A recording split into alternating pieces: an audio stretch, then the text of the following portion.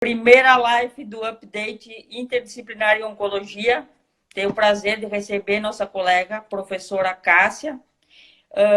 Eu queria que ela se apresentasse para nós, né? As dúvidas vocês podem enviar para nós, que à medida a gente vai poder respondendo. Assim, se ficar muita pergunta, depois a gente responde na página do update. Vamos lá, pode se apresentar, Sim. Cássia.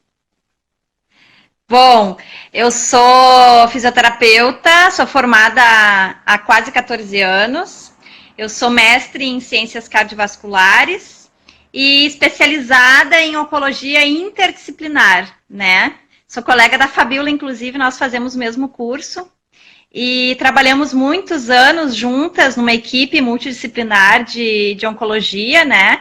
Eu, como a fisioterapeuta coordenadora da unidade de internação oncológica do Hospital Mãe de Deus, e ela como dentista também, coordenando a parte da odontologia nessa mesma equipe multi, né? Então, a gente tem muitos anos já de experiência no cuidado com o paciente oncológico, inclusive também no cuidado do paciente paliativo oncológico, e muitos anos de experiência juntas, né? Acho que é por isso que tudo que a gente tenta fazer junta fica tão legal, assim, porque é bastante experiência junta. Trabalhando bastante numa equipe falando sempre a mesma língua, né? Mesma linguagem. Na verdade, nos primeiros tempos talvez a gente não falasse, né? Mas aí, conforme o tempo foi passando e a gente foi vendo que falar a mesma língua ajudava todo mundo, né? Principalmente os pacientes que precisavam, a gente foi estreitando os laços cada vez mais. Ó, tem um monte de colegas fisioterapeutas entrando, que bom! Legal. Que bom, galera! Vamos fazer o curso, que vai ser muito legal. A Liliane, ela veio para o congresso uma vez, acabou de entrar. Ó. Ela é lá de São Paulo, lá de São Paulo, veio para o congresso multi de onco. Quem sabe ela volta. Ia ser legal. Queremos muito no nosso curso. Bom, vamos tentar tirar algumas dúvidas de vocês, falar alguma coisa sobre a experiência da Cássia em paciente oncológico e paciente em cuidados paliativos. Então, uma primeira pergunta, que eu acho que é básica, que todo mundo quer saber, Cássia. Por que a fisioterapia é tão importante em uma equipe interdisciplinar de cuidado oncológico? Isso é básico. Assim, eu diria que tu fez a pergunta certa. O fisioterapeuta, hoje em dia, ele é indispensável na equipe. Porque a gente sabe que esses pacientes oncológicos, além da doença oncológica, o tratamento oncológico acaba gerando uma debilidade muito grande nesses pacientes. Então, a gente tem duas questões que se juntam e acabam debilitando o paciente. O câncer em si e o tratamento do câncer, né? Que a gente sabe que o tratamento, muitas vezes, em muitos casos, ele acaba sendo ainda mais debilitante que o próprio câncer. Então, esses pacientes são pacientes que acabam perdendo muita massa muscular, são pacientes que fazem fadiga com muita facilidade, né? Muitas vezes, o próprio tratamento é que gera esse tipo de sintoma. Fraqueza, fadiga e muitos outros que a gente vai falar ao longo da live. É isso aí. E como é que tu acha, como é que se dá a interação do profissional, do fisioterapeuta com toda aquela equipe interdisciplinar que a gente sabe que é importante e é indispensável hoje em dia para o tratamento do paciente oncológico? Como é essa interação? Olha, cada dia ela está sendo melhor e maior, né? Justamente porque a gente sabe hoje em dia que ninguém mais faz nada sozinho, né? Obviamente que numa grande equipe, como são as equipes multidisciplinares, principalmente numa unidade de internação oncológica, ou numa clínica de cuidados oncológicos, ou seja, cuidados oncológicos também paliativos, né? Existe uma equipe muito grande, é um leque enorme de profissionais, e cada um dentro do seu quadrado, né? Cada um fazendo a sua parte. Só que a gente sabe que se essas partes não estiverem conversando, as coisas não funcionam, não do jeito que podem funcionar, entendeu? Então, assim, eu vou te dar alguns exemplos, tá? Que eu costumo usar, assim, por exemplo, quando dou as minhas aulas. Fisioterapia e odontologia. Quando é que na tua vida tu ia imaginar que tu ia ter que ficar interagindo com uma fisioterapeuta, por exemplo? Cara, eu e a Fabiola, a gente tem um monte de paciente em comum. Um monte. Os pacientes de câncer de cabeça e pescoço, a gente tem um monte. A gente já teve, se Deus quiser, ainda nós vamos continuar muito tempo trabalhando juntas, né? A Fabiola, por exemplo, essa questão das lesões de boca, das mucosites, né? E também a diminuição das amplitudes de movimento, da articulação temporomandibular. Então, assim, como é que eu vou estar lá, tá? Tratando um paciente que eu tô vendo que não consegue mais abrir a boca, porque não tem amplitude em função da radioterapia. Estou dando um exemplo de milhares, tá? Mas assim, como é que eu vou tratar esse paciente sem estar em contato com a dentista desse paciente? É impossível, não tem como, entendeu? Como é que eu vou estar ali mexendo numa boca, aspirando, por exemplo, uma boca hipersecretiva, que por algum motivo a gente tem muitos pacientes que acabam fazendo secreção respiratória, e estou vendo uma mucosite, estou vendo que o paciente está cheio de mucosite e não vou falar com a dentista, não vou trocar uma ideia, é impossível. Se eu não fizer isso, eu não vou estar sendo eu não vou estar sendo a fisioterapeuta que eu deveria ser. Né? Então, assim, outras questões, por exemplo, com as equipes de enfermagem, com os médicos dos nossos pacientes, a gente tem uma visão mais global de tudo que está acontecendo, né? Mas com as profissões mais específicas, fisioterapia, odonto, nutrição, fonoaudióloga, né? Nutricionista, gente, assim, ó, fisioterapeuta que não interage com o nutricionista tá perdido, entendeu? Como é que tu vai conseguir chegar à conclusão se esse paciente está conseguindo ganhar massa, proteína, se ele tá ingerindo a proteína na quantidade certa, por que ele não tá ganhando massa muscular? Por que tu fez um protocolo de exercícios e esse paciente não tá conseguindo ganhar a massa muscular que tu deseja ou que tu achou que ele já conseguiria nessa altura do tratamento? Então, se tu não tiver uma interação ótima com a nutricionista dessa equipe, ou especificamente desse paciente, vai ser muito difícil vocês conseguirem, né? Assim, é bem mais complicado do que quando tu tem uma equipe que está contigo para fazer aquilo que precisa ser feito, né? Dentro da oncologia, por exemplo, é muito comum a gente encontrar pacientes caquéticos, né? E a caquexia, por exemplo, a gente sabe que a caquexia ela é uma síndrome metabólica. Ela não é simplesmente o emagrecimento, pessoa perdendo gordura, né? Algumas vezes nem gordura perde, às vezes perde só proteína, só massa muscular, né? Como é que eu vou ter um paciente caquético que está perdendo função, que está perdendo massa muscular de forma muito rápida e não vou estar em contato com a nutricionista desse paciente? É muito difícil, entendeu? Eu não vou estar fazendo o meu trabalho como eu deveria. Então, assim, a interação, ela deve ser total e absoluta, assim. E eu vou dizer que é muito mais fácil a gente trabalhar com uma equipe que sabe o que está fazendo, sabe? Dividir os saberes...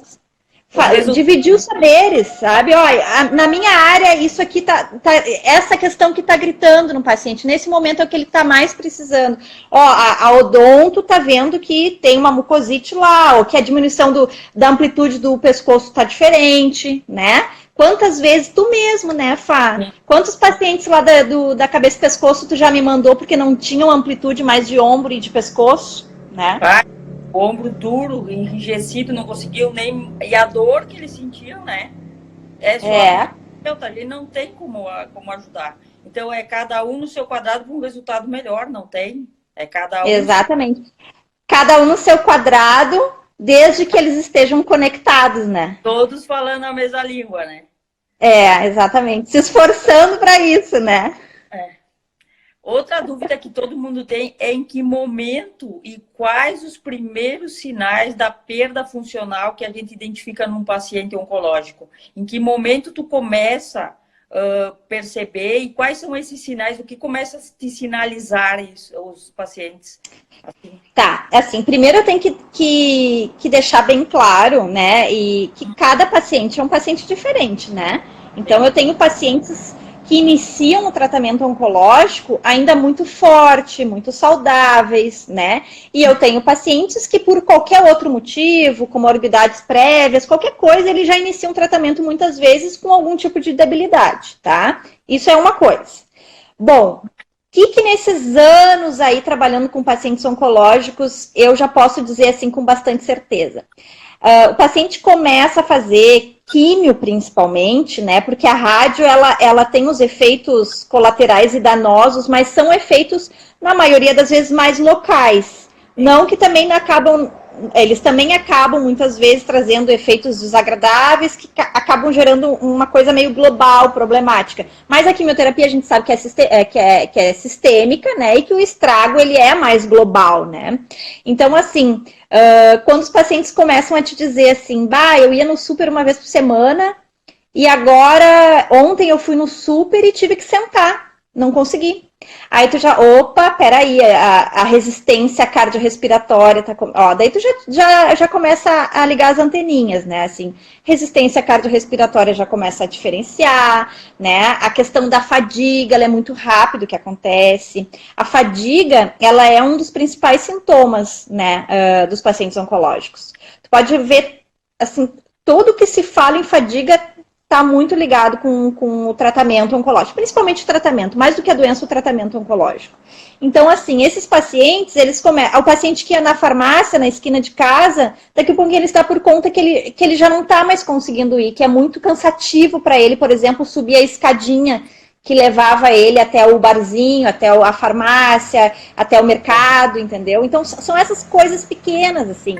Ele não começa com uma super diminuição de função, ele não começa não conseguindo mais tomar banho ou se vestir, ele começa com essas coisas assim, um cansaço no supermercado, não vai mais na farmácia porque cansou rápido, entendeu? Então, são esses detalhes, assim, que tu começa a te ligar que tem alguma coisa já de diminuição de resistência, diminuição de resistência muscular também, porque não é só resistência cardiorrespiratória, é resistência muscular também.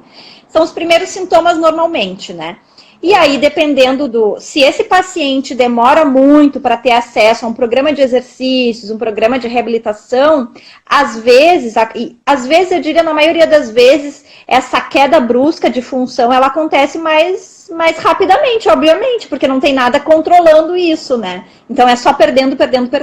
Por isso que a gente fala que quanto antes o fisioterapeuta for inserido e conseguir ajudar esse paciente a pelo menos manter a função que ele tem, né? Porque muitas vezes no meio do tratamento é muito complicado tu ganhar a função. Isso é uma realidade.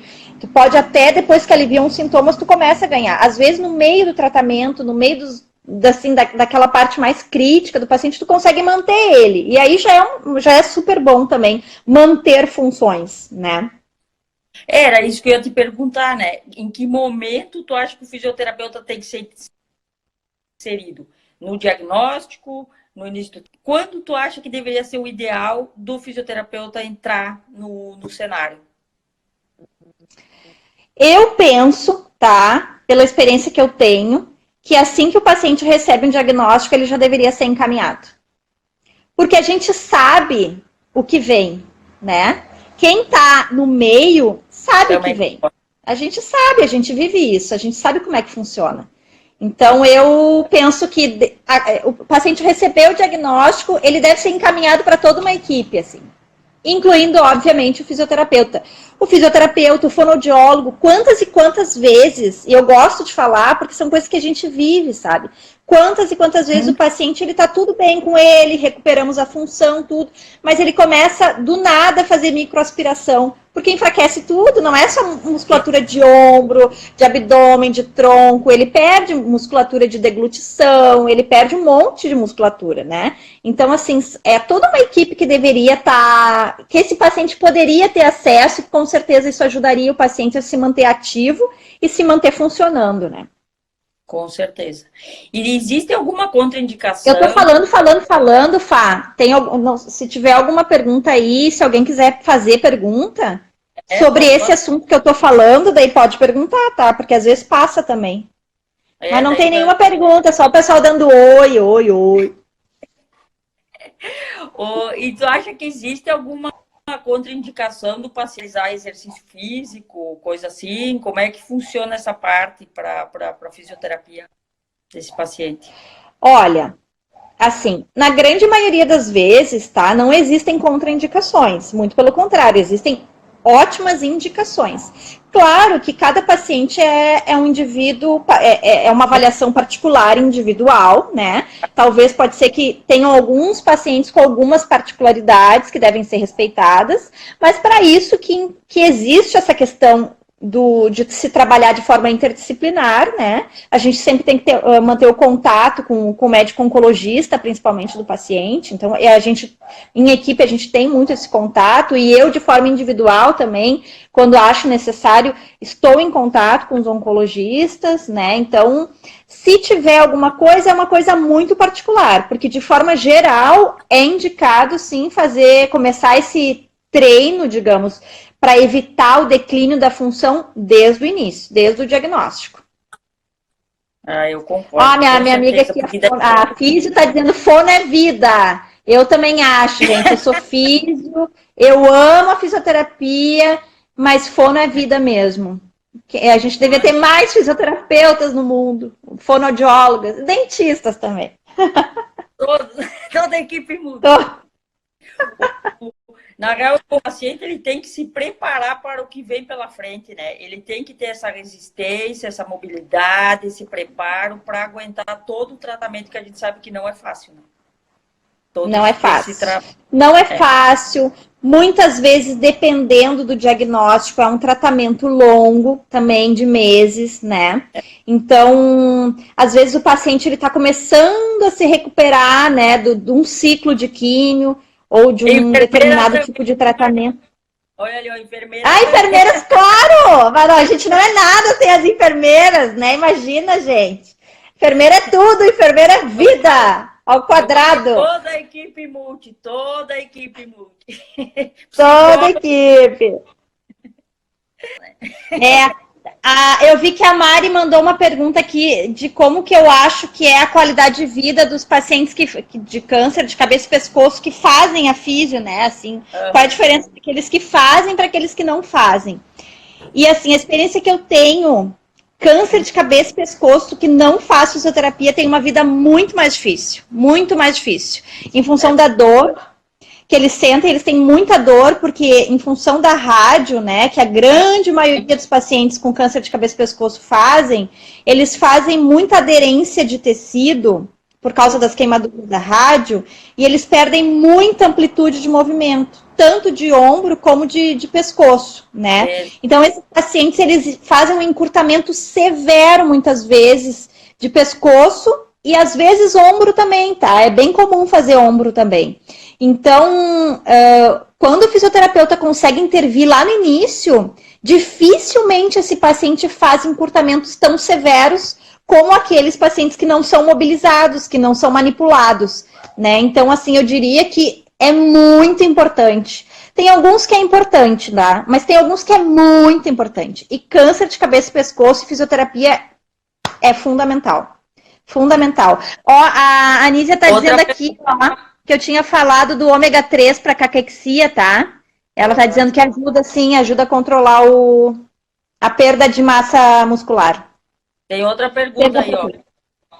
Vocês já viram a associação entre o uso de anabolizantes para ganho de massa muscular? Sim, a gente tem alguns estudos, mas ainda não é uma evidência, assim. Está sendo ainda testado, sabe? Porque a gente sabe também que os anabolizantes e o câncer, eles têm uma divergência, né? O hormônio com câncer, a gente tem que ter um pouco de cuidado. Aliás, a gente tem que ter bastante cuidado. E outra então, que o fígado, né? O anabolizante, né? Exatamente. Claro que são doses, digamos, medicamentosas, mas de qualquer forma ainda não tem evidência suficiente, assim, para o uso, né? Principalmente se tratando de paciente oncológico em função de seu hormônio, né? Uhum. E como é que se dá o manejo dos pacientes que estão em cuidados paliativos, mas na fase de cuidado de final de vida? Como é que vocês manejam esses pacientes para eles não perderem tanta qualidade de vida, assim? Olha, aqui tem uma física dizendo assim, ó, já acompanhei na prática de um único paciente com ótimos resultados, mas devidamente usadas e com certeza com boa função hepática, né, que era o que tu estava falando, assim. Então, é aquilo, ainda não tem tanta evidência, a gente vai ter que esperar novos estudos, mas tem alguns estudos já acontecendo, né, então... Oremos, de repente é uma saída aí, junto com o ômega 3, junto com o exercício, né? Mas vamos ver, ainda é que se tratando de paciente oncológico, a gente tem que ter sempre um cuidado maior, né? E tu tinha perguntado do que, Fá? A Carmen tá falando que o áudio e o vídeo dela estão sem sincronia.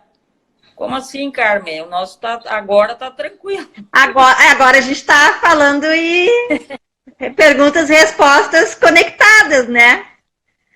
Não sei, porque será que não era de antes, quando a gente perdeu a conexão? Pode ser. Pode ser. Ó, minha irmã! Família inteira! Não, a minha prima também, a Camila, tá. Eu estava perguntando sobre os pacientes de cuidados paliativos, como é que é o manejo que vocês fazem aqueles que estão em final de vida, como é que a fisioterapia atua nesses pacientes oncológicos? Sim. Bom, esse paciente é um paciente daí que requer muitos cuidados, né, assim, e os cuidados paliativos, ele é uma questão já muito global, assim, de cuidado muito global com o paciente. E eu tenho bastante experiência com cuidados paliativos, eu participei do grupo de cuidados paliativos do Hospital Mãe de Deus por muitos anos, né? Então, sim, assim, eu diria que chega uma fase em que a gente começa a não mais tentar recuperar a função, e muitas vezes a gente começa só a manter a função. E daí tem uma fase também que a gente começa a ver que não é mais possível manter. Então a gente adapta novas funções a pacientes que já estão numa debilidade muito grande, tá? Tem muitas histórias de pacientes de fim de vida, assim, muitas histórias. Porque também é importante a gente lembrar aqui que o cuidado paliativo, todo paciente em fim de vida, ele é um paciente em cuidados paliativos, mas nem todo paciente em cuidados paliativos, ele é um paciente em fim de vida, né? Então, aqui, especificamente, tu está me perguntando dos pacientes em cuidados paliativos em fim de vida, né? Que são pacientes já acamados, né? Com uma escala funcional já... As escalas todas já, assim, para paciente de fim de vida mesmo, assim. Então, eu estou imaginando aquele paciente que está nos últimos dias mesmo, naquele paciente que está no último mês de vida, né? Naquele paciente que está na última semana de vida. Bom, esse paciente é um paciente que tu tenta adaptar as funções. Aquelas funções que ele não consegue fazer mais, tenta adaptar. Eu vou dar um exemplo, tá? Que me marcou. A gente sempre dá os exemplos que marcam a vida da gente, né? Histórias que marcam.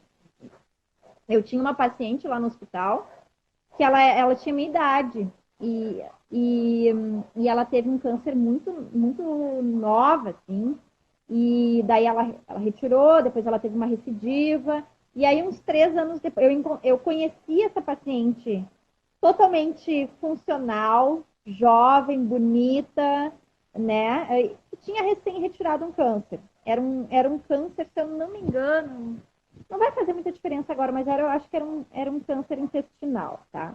E aí, 3 anos depois, eu encontrei essa paciente já numa luta grande de várias metástases e várias cirurgias depois e muita quimioterapia depois. Bom, essa paciente era muito debilitada. Quando eu encontrei ela, só para vocês entenderem, assim, em que parte da história eu tô, eu encontrei ela lá no hospital 10 dias antes do óbito dela. Então, eu entrei no quarto, ela me reconheceu, porque ela já tinha sido minha paciente 3 anos antes, né? E ela falou, ela já estava muito debilitada, e ela disse assim, ai, Cássia, eu sei que eu não vou mais conseguir caminhar, até porque ela tinha uma fratura patológica, então ela não poderia mais nem ficar de pé em função da fratura.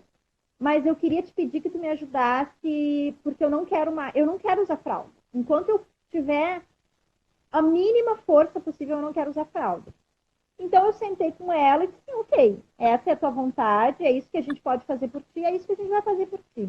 E aí, então, a gente conseguiu, eu, ela e o marido dela, montar uma estratégia para que ela conseguisse sentar no leito, ficar de pé e fazer o apoio na perna da fratura, rodar para a cadeira de banho, que é aquela que tem o furo, e assim ele levava ela no banheiro. E ela fez isso até 3 dias antes de morrer, porque no 3º dia ela começou a ter sedada, né, que ela já estava entrando em insuficiência respiratória, Então, essa paciente é uma paciente que ficou muito tempo em cuidados paliativos e foi minha paciente nos cuidados de fim de vida.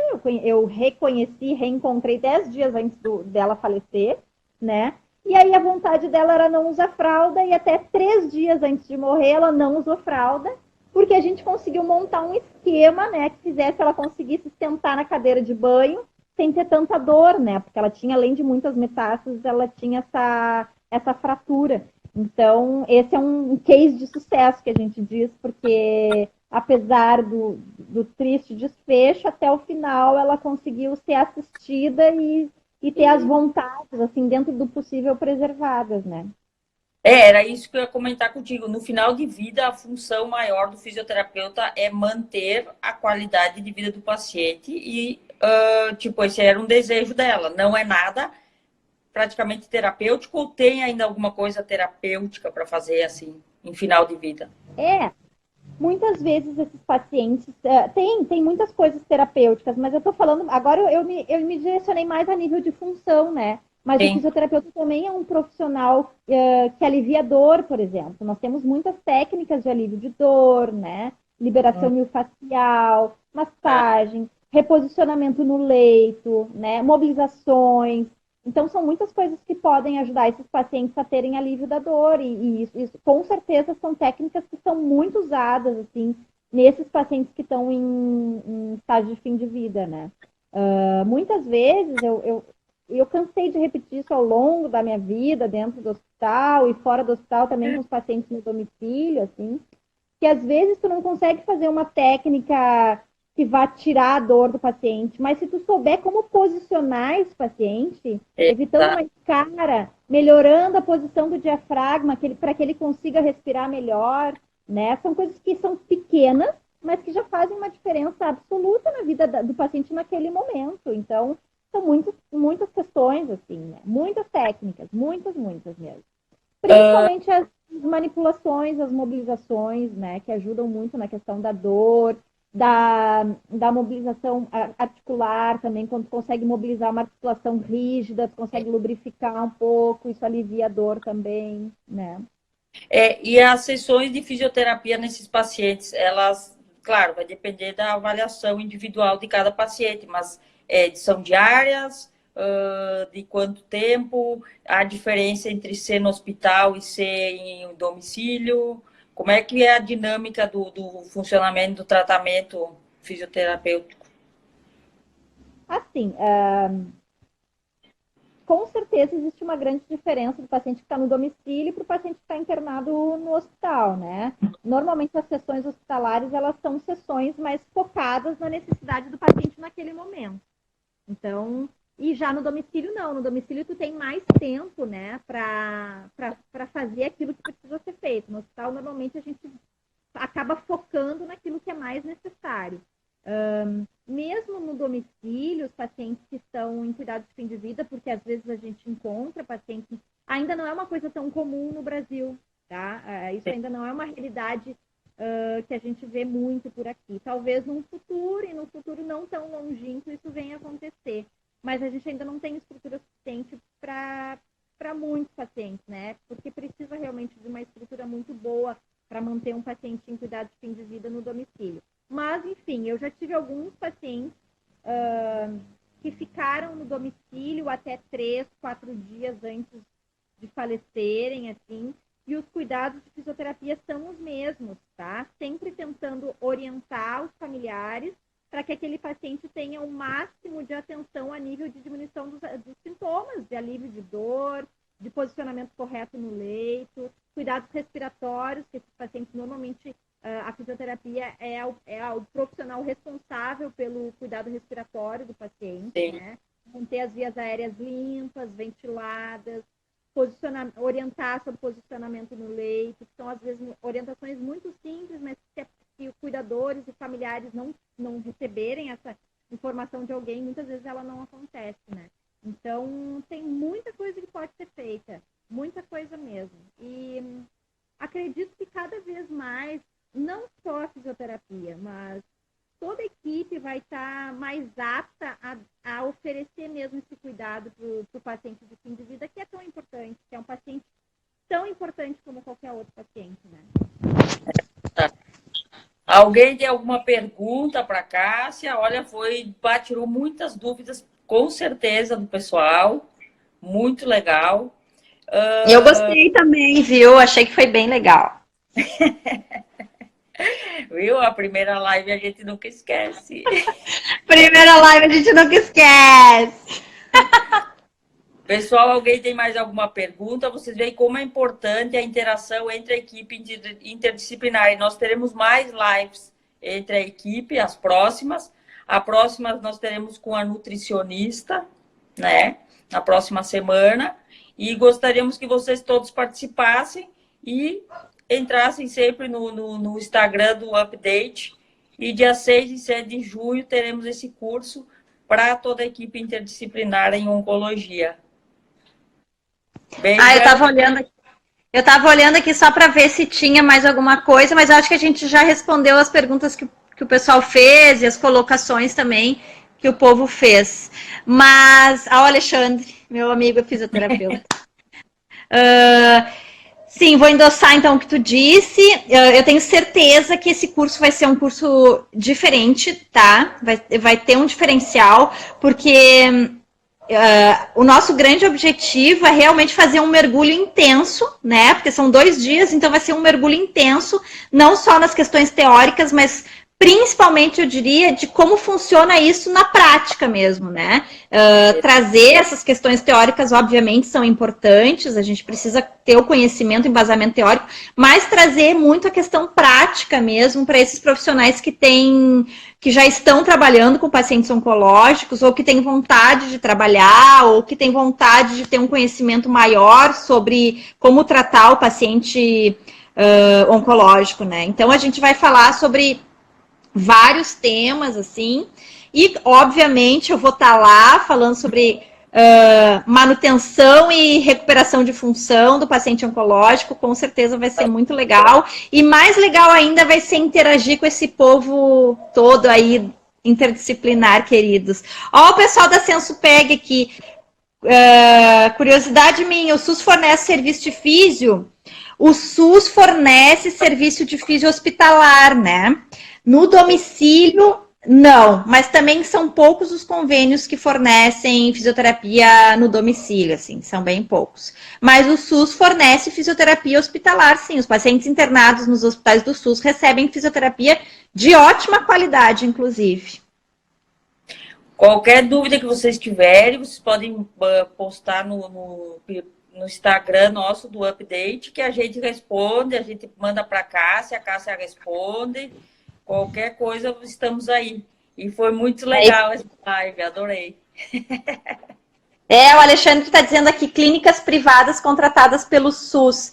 Sim, existem algumas clínicas que atendem fisioterapia pelo SUS, né?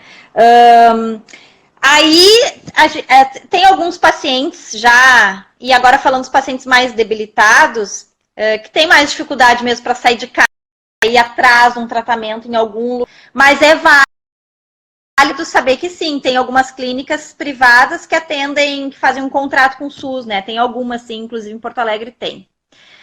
Valeu pela dica, Alexandre. Então tá. Adorei, viu? Obrigada Valeu. Obrigada pelo convite. E a gente vai se falando e eu vou assistir as outras lives com as outras profissionais e os outros profissionais. Temos com a Nutri. Beijo, Cássia. Beijo. Tchau. Valeu.